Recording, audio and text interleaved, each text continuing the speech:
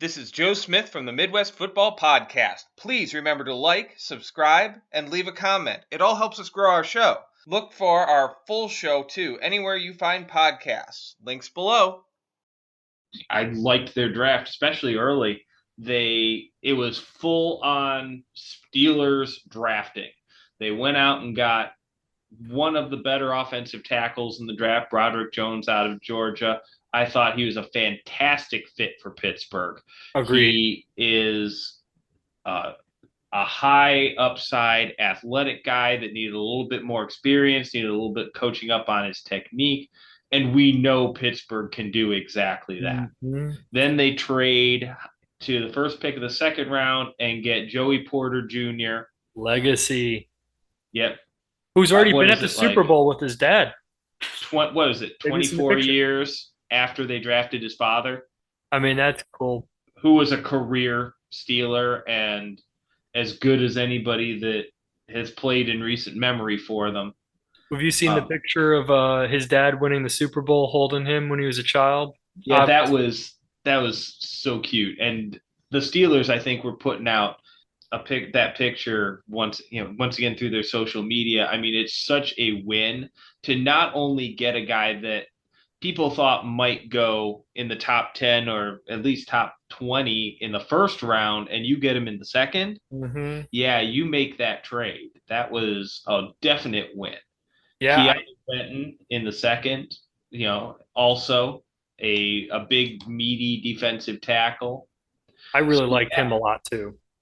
They didn't just go out and draft willy-nilly. They got Steelers players with great pedigrees that are going to help them at different levels of the defense. Even though they're not the sexy picks for the most part, they're going to help this team win.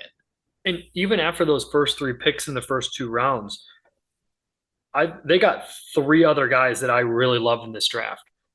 Nick Herbig was one of my boys, outside linebacker, undersized pass rusher type. I think that's a perfect outside linebacker for the Steelers. He's going to be a huge fan favorite, I think, in a couple of years out of Wisconsin. And Corey Trice, cornerback of Purdue, he fell to the 7th round. He was a much higher graded. I heard that he fell due to medical concerns.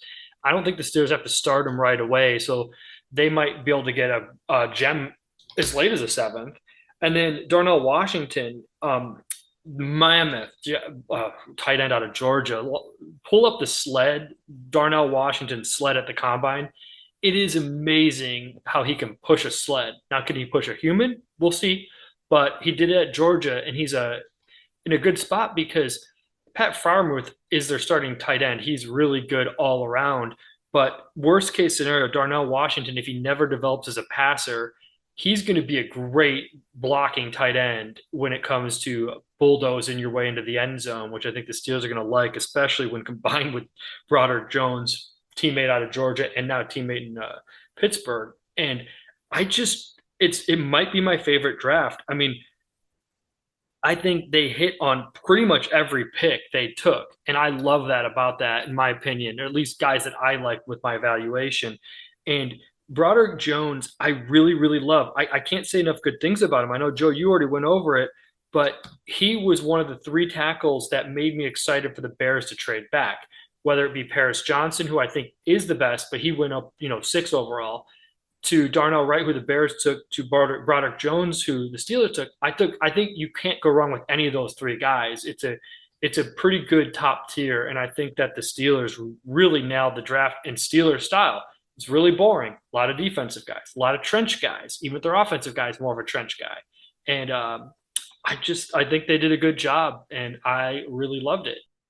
Every time they came up and they pulled up the name, and you were just like, man, that's a Steelers player. It was uncanny. They know who they are. They're going to lean on you until you don't want to play football anymore.